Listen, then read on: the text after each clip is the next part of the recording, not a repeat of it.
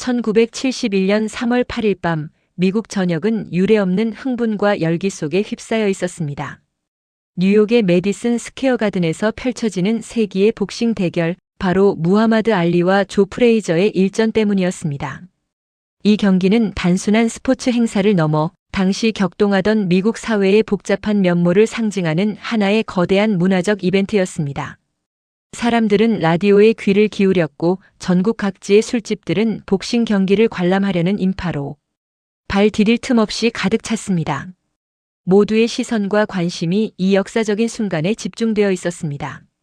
하지만 바로 그 시각, 미국 펜실베이니아 주의 그림자 같은 작은 도시 미디어에서는 또 다른 역사적인 사건이 소리 없이 그러나 치밀하게 진행되고 있었습니다.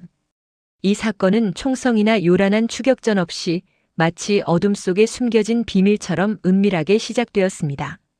그러나 이 조용한 시작은 훗날 미국 사회의 근간을 뒤흔들고 정부의 권력과 시민의 자유에 대한 근본적인 질문을 던지게 됩니다. 그날 밤 누군가 감히 넘볼 수 없었던 존재, 바로 미국 연방수사국 FBI의 사무실을 털었기 때문입니다. 당시 FBI는 오늘날의 모습과는 비교할 수 없을 정도로 막강한 권한과 영향력을 가진 기관이었습니다. 그 수장인 제이 에드거 후버 국장은 거의 반세기 동안 FBI를 이끌며 미국 정치와 사회 전반에 걸쳐 절대적인 영향력을 행사했습니다. 그는 미국에서 가장 강력하고 존경받는 인물 중 한 명으로 여겨졌으며 그의 그림자는 백악관까지 드리워져 있었습니다. FBI는 그야말로 누구도 감히 건드릴 수 없는 국가 권력의 최정점에 있는 조직처럼 보였습니다. 그들의 정보망은 미국 전역에 뻗어 있었고 그들의 활동은 대중의 감시로부터 철저히 베일에 가려져 있었습니다. 그러나 이러한 막강한 권력 뒤에는 그림자도 존재했습니다. 일부 시민들은 FBI의 활동에 대해 깊은 의심을 품고 있었습니다. 그들은 FBI가 국민을 보호한다는 명목 아래 사실은 국민들을 감시하고 통제하려 한다는 불안감을 가지고 있었습니다. 특히 베트남 전쟁에 반대하는 반전운동가들과 사회 변화를 추구하는 학생운동가들 사이에서는 자신들의 활동이 누군가에게 면밀히 감시당하고 있다는 소문이 끊임없이 돌았습니다. 전화가 도청되고 편지가 검열당하며 심지어는 조직 내부에 프락치가 심어져 있다는 이야기까지 나돌았습니다. 하지만 이러한 의심과 소문들은 단지 추측에 불과할 뿐 그 어떤 확실한 증거도 제시되지 못했습니다. FBI는 굳건한 침묵으로 일관했고 대중은 그들의 주장을 반박할 아무런 근거도 찾을 수 없었습니다. 그러던 어느 날 평범해 보이는 한 물리학 교수가 상상하기 어려운 충격적인 계획을 제안합니다. 직접 FBI 사무실에 침입하여 그들이 감추고 있는 불법적인 활동에 대한 증거를 확보하자는 것이었습니다.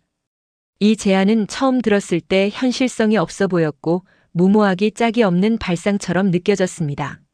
하지만 놀랍게도 몇몇 사람들이 이 위험천만한 계획에 동참하기로 결정했습니다. 그들은 전문적인 절도범이나 숙련된 스파이 같은 인물들이 아니었습니다. 오히려 사회 각계각층의 평범한 시민들이었습니다. 대학 교수, 초등학교 교사, 열정적인 사회운동가, 그리고 평범한 주부까지 다양한 배경을 가진 이들이 이 시민조사위원회라는 이름 아래 뭉쳤습니다. 그들은 자신들의 신념을 위해 엄청난 위험을 감수하기로 한 것입니다. 이들은 무모한 침입에 앞서 몇 개월에 걸쳐 철저하고 면밀한 준비 과정을 거쳤습니다. 미디어 지역에 있는 FBI 사무실 건물을 주의 깊게 관찰하며 직원들의 출퇴근 시간 패턴을 분석했습니다. 건물 관리인의 동선과 순찰 경로를 파악했으며 지역 경찰의 순찰 주기를 사소한 것 하나 놓치지 않고 꼼꼼하게 기록했습니다. 침입에 필요한 도구들을 준비하고 비상 상황 발생 시의 대처 방안까지도 숙고했습니다. 수개월간의 치밀한 계획 끝에 마침내 실행 날짜를 정했습니다. 바로 1971년 3월 8일 무하마드 알리와 조 프레이저의 역사적인 복싱 경기가 열리는 그날 밤이었습니다. 그들은 이 복싱 경기가 미국 전역의 관심사를 완벽하게 집중시켜 FBI 사무실 주변의 경계가 평소보다 현저히 소홀해질 것이라고 정확하게 판단했습니다. 그리고 그들의 예상은 완벽하게 맞아떨어졌습니다. 모두가 복싱 경기에 몰두한 그날 밤 그들은 그림자처럼 조용히 FBI 사무실 건물로 향했습니다. 어둠 속에서 그들의 심장은 긴장감으로 빠르게 뛰고 있었을 것입니다. 그러나 그들을 기다리는 것은 예상치 못한 난관이었습니다. 준비해온 열쇠가 FBI 사무실 문에 맞지 않았던 것입니다. 계획 전체가 시작부터 난관에 부딪혔습니다. 시간은 분초를 다투는 듯 흘렀고 언제든 누군가 나타나 자신들의 계획을 수포로 만들 수 있다는 불안감이 그들을 덮쳤습니다. 계획 전체가 무산될 위기에 처한 절체절명의 순간 팀원 중 한 명이 망설임 없이 자물쇠를 강제로 따기 시작했습니다. 여러 번의 실패와 시행착오 끝에 마침내 굳게 닫혀있던 FBI 사무실의 문이 열렸습니다.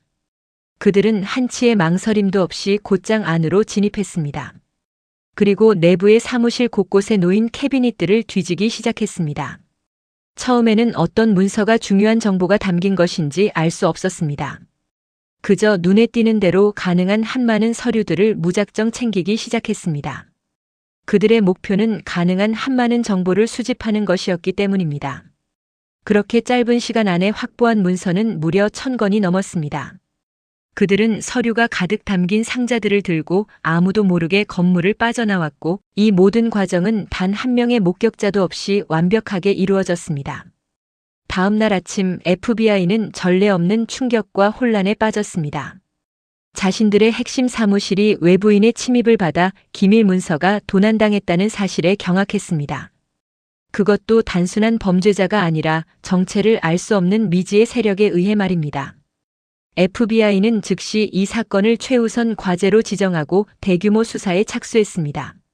수백 명의 FBI 요원들이 동원되어 현장 감식에 투입되었고 지문을 채취하고 주변 주민들을 대상으로 광범위한 조사를 벌였습니다. 용의자 선상에 오른 학생운동 단체와 반전단체들을 샅샅이 뒤지며 수사망을 좁혀나갔습니다. 그러나 범인의 흔적은 어디에서도 발견되지 않았습니다. 그들은 마치 신기루처럼 사라진 듯 했습니다. 그리고 며칠 뒤 FBI와 미국 사회를 뒤흔들 진짜 폭풍이 시작되었습니다. 도난당한 기밀 문서들이 미국의 주요 언론사들로 익명으로 발송되기 시작한 것입니다. 처음에는 대부분의 언론사가 이 문서들의 공개를 주저했습니다. 정부의 기밀이 포함되어 있을 수 있다는 우려 때문이었습니다. 자칫 국가 안보에 위협이 되거나 법적인 문제에 휘말릴 수도 있었기 때문입니다. 하지만 문서를 검토하기 시작한 기자들은 점점 더 큰 충격과 놀라움을 금치 못했습니다. 그 안에는 FBI가 대중에게 결코 공개하고 싶어 하지 않을 충격적인 내용들이 담겨 있었기 때문입니다. 문서 속에는 평범한 시민운동가들에 대한 불법적인 감시 기록이 상세히 적혀 있었습니다. 베트남 전쟁에 반대하는 반전운동가들에 대한 무차별적인 정보 수집 활동도 드러났습니다. 심지어 대학교 내의 학생단체에 대한 보고서와 그들의 활동을 와해시키려는 시도까지도 명백하게 존재했습니다. 그리고 그중 일부 문서에는 반복적으로 등장하는 기묘한 단어가 있었습니다. 바로 코인텔프로. 대중에게는 거의 알려지지 않았던 FBI의 극비 프로그램이었습니다. 공개된 문서에 따르면 FBI는 단순히 정보를 수집하는 수준을 넘어섰습니다. 특정 단체들을 상대로 감시 활동을 펼치고 조직 내부의 갈등을 유도하여 분열시키며 심지어는 그들의 활동을 적극적으로 방해하고 와해시키려는 작전까지 수행하고 있었습니다. 이러한 불법적인 작전의 대상은 충격적이었습니다.